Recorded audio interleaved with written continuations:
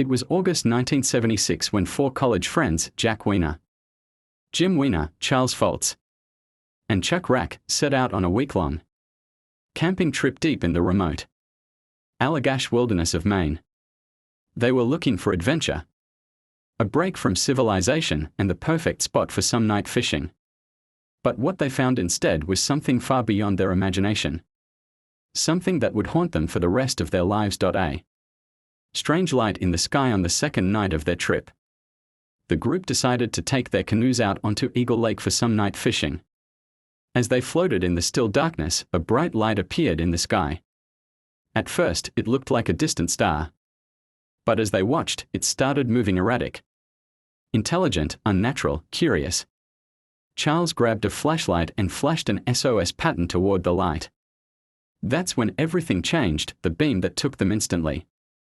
The glowing object rushed toward them at an impossible speed.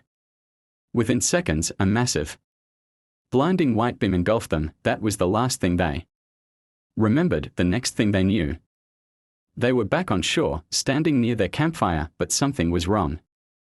The fire, which they had built high before heading out, should have still been burning. Instead, it was nothing but cold embers. As if hours had passed, they had no memory of paddling back. No memory of what happened in those missing hours. Just a deep, unsettling feeling that something wasn't right. The nightmares begin 4 years. The men tried to forget the experience.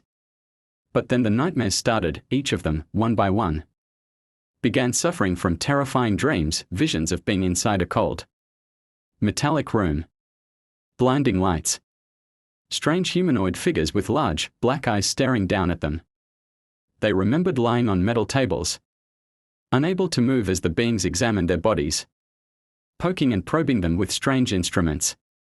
It was as if their minds had buried the truth, until the nightmares forced it back to the surface. Hypnosis and the shocking truth. Desperate for answers, the four men underwent hypnotic regression therapy, each separately.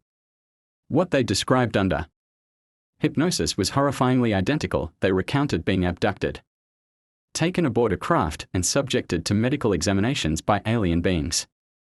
The creatures communicated telepathically, and the men felt like they were being studied, like lab rats. Their stories, told independently, matched perfectly.